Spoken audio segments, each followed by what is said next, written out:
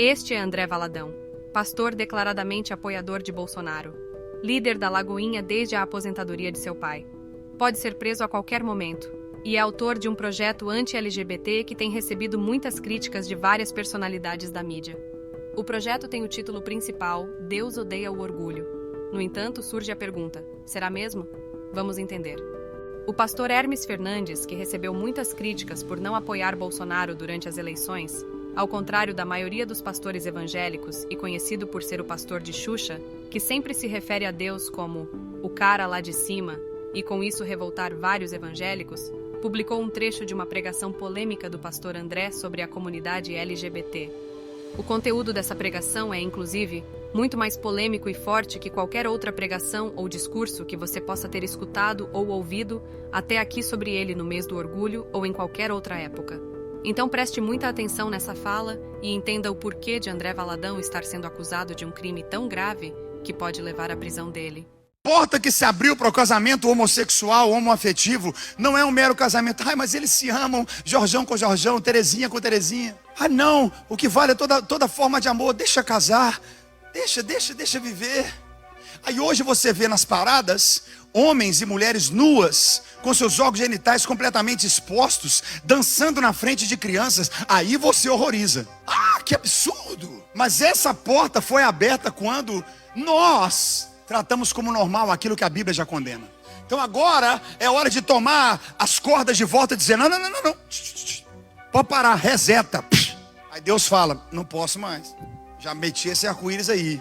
Se eu pudesse, eu matava tudo e começava tudo de novo. Mas já prometi para mim mesmo que eu não posso, então agora está com vocês. Você não pegou o que eu disse? Eu disse: está com você. Vou falar de novo: está com você. Sacode uns 4 do teu lado e fala: vamos para cima, eu e a minha casa serviremos ao Senhor. E aí, por causa de uma porta que parecia bonitinha, um casal LGBTQIA+, casando, aí agora você tem drag queens dentro da sala de aula, ensinando. Na mesma publicação, Hermes escreveu: alguns têm a coragem de vir às minhas redes queixar-se de que estou falando muito deste assunto. Mas como posso me calar se o outro lado permanece atacando covardemente a população LGBT? Em sua pregação dominical na Igreja Lagoinha de Orlando, André Valadão diz que se Deus pudesse, matava tudo. Mas como ele fez uma aliança lá atrás, cujo símbolo é um arco-íris, ele se vê impossibilitado de fazê-lo. Segundo o pastor, Deus deixou o trabalho sujo para nós. Ainda que não tenha sido esta a intenção do pregador, é isso que fica claro neste trecho de sua pregação. Que tristeza profunda em minha alma. Estes mensageiros de Satanás continuam disseminando ódio contra uma minoria vulnerável, colocando pais contra filhos e filhos contra pais, instigando a violência, o preconceito e a discriminação. Creiam-me, Jesus passa longe desta nojeira. Lagoinha está virando uma pocilga. Concluiu ele em seu forte raciocínio sobre tudo isso. Após isso, diversos famosos comentaram nessa publicação, pedindo justiça. Xuxa diz: meu Deus, prender e calar não pode e não deve, pois dirão que ele foi calado por causa dos petistas. Mas alguém tem que parar esse homem, ou sei lá o que ele é. Gente, ele tá mandando as pessoas matarem as outras. Meu Deus! A atriz Dani Moreno questiona: ele tá incitando massacre? É isso mesmo? Já o pastor Caio Fábio afirma: a fixação é tão grande que nos faz pensar nas pulsões do Andrezinho. Se Deus pudesse, mataria, mas como fez uma aliança de amor com a humanidade, a solução do menino é dar a entender que se Deus está de mãos amarradas pela sua fidelidade, insinua que agora é com vocês. Ou seja, eu não posso mais matar, mas vocês partam para dentro e liquidem esses seres inumanos. Diz o neném de um assunto só. Parece que ele vê, ouve e fala pelo mesmo orifício. Essa não é a primeira vez que o pastor é acusado de incitar o ódio contra a população LGBT. Em junho, durante um culto na mesma igreja em Orlando, por exemplo, ele fez uma comparação entre gays e criminosos. A deputada federal Érica Hilton protocolou uma denúncia contra André Valadão no Ministério Público de Minas Gerais, acusando-o de cometer um crime de homotransfobia. O maior youtuber do Brasil, Felipe Neto, pediu às autoridades a prisão de André Valadão. Em seu Twitter, ele ainda lembrou que essa não é a primeira vez que o pastor tem falas criminosas, segundo ele. O pastor André Valadão deixou claro que evangélicos deveriam matar homossexuais. O que falta para prender esse sujeito?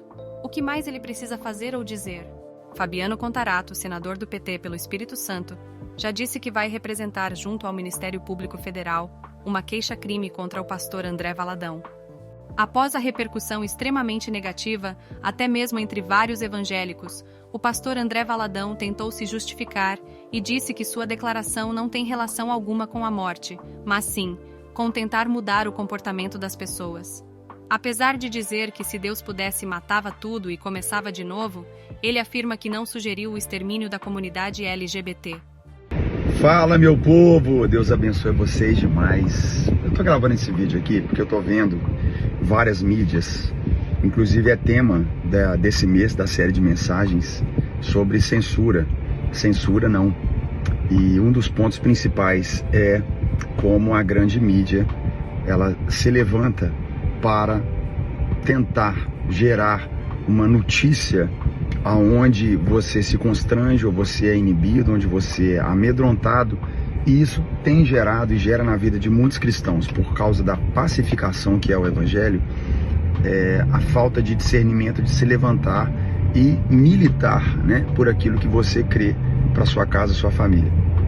Então eu queria colocar algumas questões aqui para vocês. E aí eu vejo hoje, né, ontem ainda, no primeiro dia das mensagens, é maravilhoso ver isso, né, grandes mídias já noticiando uma fala minha onde eu uso o termo que está no livro de Gênesis, quando Deus, ele a partir do dilúvio, ele destrói toda a humanidade por causa da promiscuidade sexual, por causa da libertinagem, por causa daquilo que um cristão genuíno considera contrário à vontade de Deus, e o próprio Deus na Bíblia, que para nós cristãos é o fundamento do que cremos, destrói a humanidade.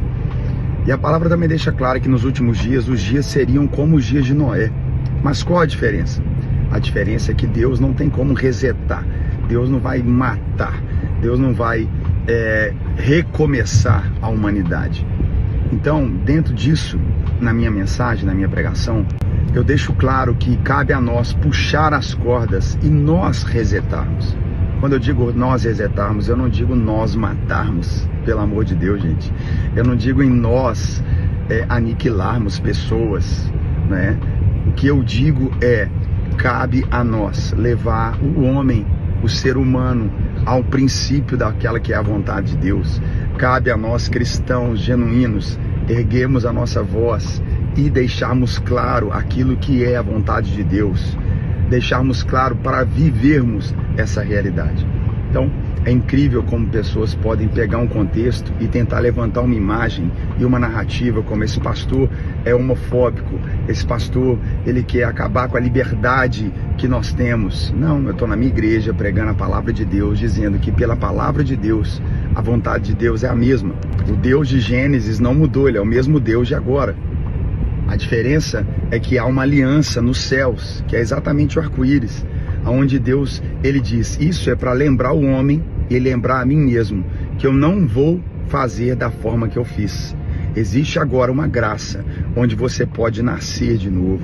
Existe uma maneira, quando eu digo puxar as cordas, cabe a nós hoje levarmos a oportunidade da mudança, a oportunidade de viver o amor de Jesus. Não vivemos mais pelos nossos próprios desejos e vontades, vivemos para Deus, vivemos a vontade de Deus, vivemos a graça de Jesus. E é sobre isso que eu falo na mensagem, e eu quero mais uma vez reiterar que Deus ama você. É tempo de resetar, é tempo de dizer não para nós mesmos, a nossa própria vontade, e viver aquilo que é a vontade de Deus. E eu quero te encorajar, nesse mês de julho, a minha nova série de mensagens sobre censura não, onde exatamente é isso que acontece. Aquilo que é político, aquilo que é uma lei mundial, aquilo que é uma lei do anticristo, tentam se estabelecer leis onde cada vez mais o cristão genuíno começa a ser considerado um fora da lei, por crer na palavra de Deus como firme fundamento da sua fé. Mas um cristão genuíno, ele não vive a partir de uma democracia de direita ou esquerda. Ele vive a partir do céu na terra. Então os princípios de um cristão genuíno não estão firmados em leis ou governanças humanas. Estão firmadas na sua fé em Jesus. Isso precisa estar claro, e assim a gente vai caminhar. Por isso tanta busca de censura, opressão ou medo. mas nós prosseguimos em nome de Jesus.